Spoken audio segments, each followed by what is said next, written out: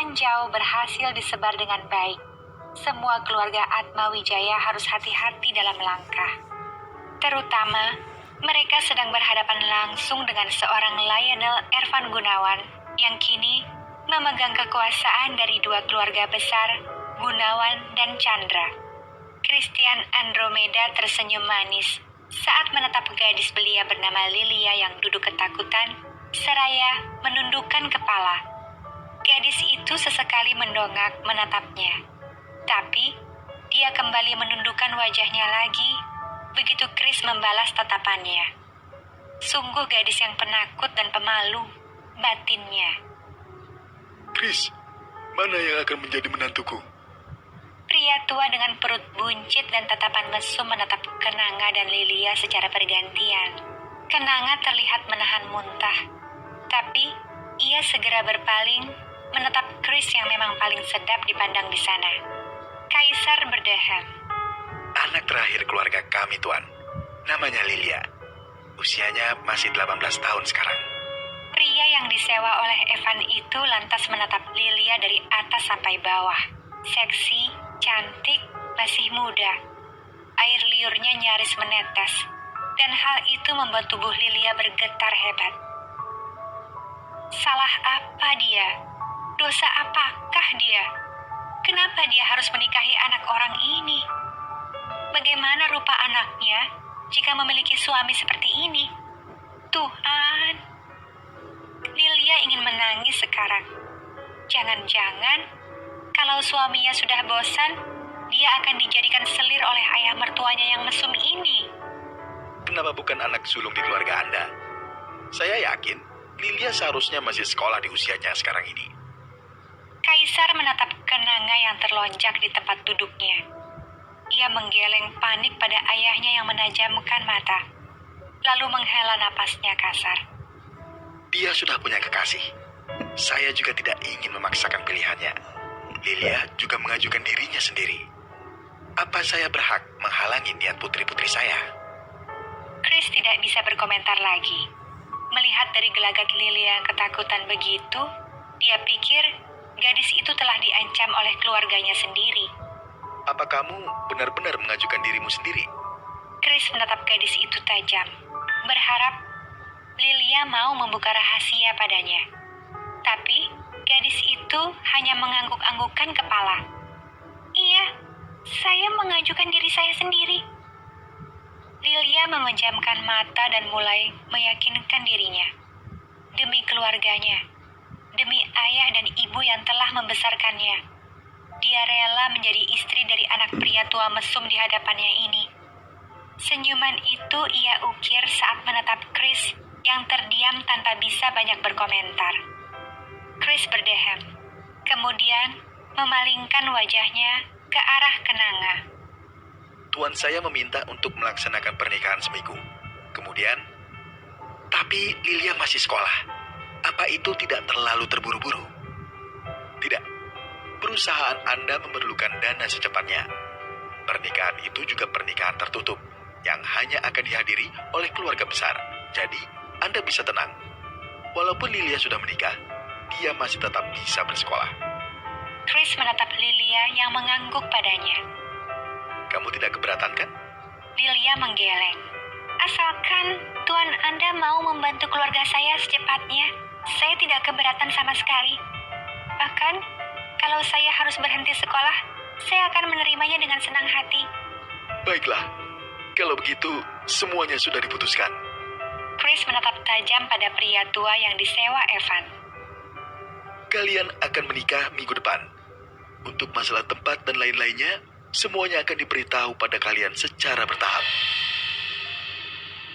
Evan mendengarkan isi percakapan itu dengan mata terpejam. Ia membayangkan gadis itu mengucapkan semuanya dengan baik. Bagaimana ekspresinya pun, ia bisa membayangkannya dengan jelas. Dia gadis yang baik. Tuan, apa Anda yakin akan melaksanakan pernikahan ini minggu depan? Chris tidak percaya, mengingat Evan baru saja bertengkar dengan sepupunya, dan kini wajahnya dihiasi luka lebam yang cukup banyak. Kenapa? Apa kamu meragukan keputusanku? Tidak, Tuan. Persiapkan saja semuanya, Chris.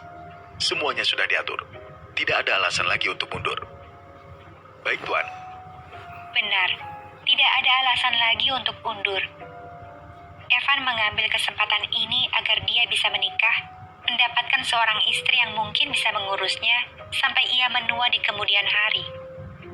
Namun, dia juga tidak tahu, akankah istrinya nanti bisa mengurusnya atau tidak, karena dia masih pelajar.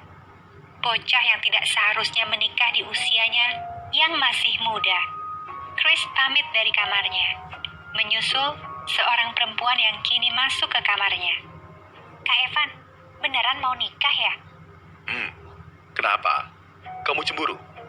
Perempuan itu berdecak kesal. Bukannya gitu, tapi aneh aja. Habisnya, Kak Evan nikahnya sama bocah sih. Dia bukan bocah lagi, Sil. Tetap aja. Coba deh, 10 tahun lagi kalian jalan bareng. Lihat aja, dia bakal kelihatan kayak anak Kak Evan, bukannya istri Kak Evan. Lalu, kamu lebih suka lihat aku menikah sama mama kamu gitu? Sheila melotot tajam. Kakak, masih suka sama mama? Evan tersenyum tipis. Masih?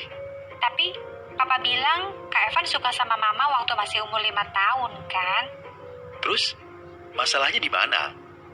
Mama kamu juga nggak nambah tua, Sila. Evan tersenyum sejenak.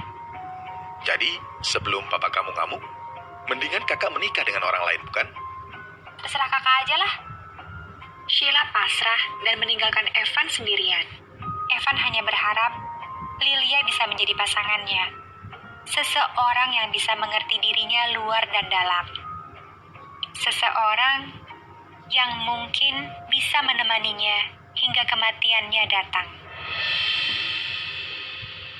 Undangan pernikahan itu sampai di rumah keluarga Atmawijaya.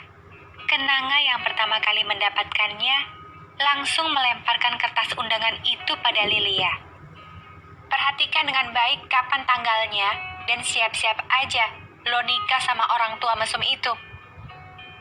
Lilia hanya menunduk. Dia sudah ikhlas. Dia rela menikahi orang itu demi keluarga kecilnya ini. Agar mereka bahagia, tidak apa-apa.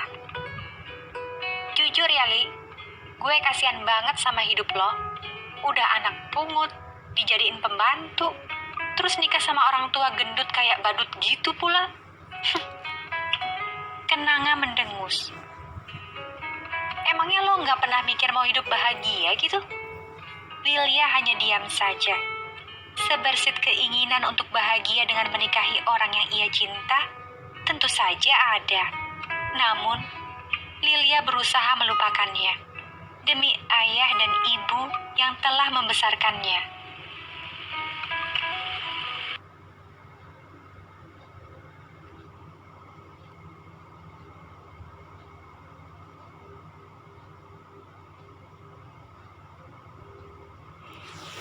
Oke guys, kelanjutannya kalian bisa komen lanjut ya, biar admin lanjutkan lagi. Jika tidak ada yang komen berarti tidak ada yang menyukai dari cerita gadis yang digadaikan keluarga ini. Oke, baik, jangan lupa subscribe, like, and share.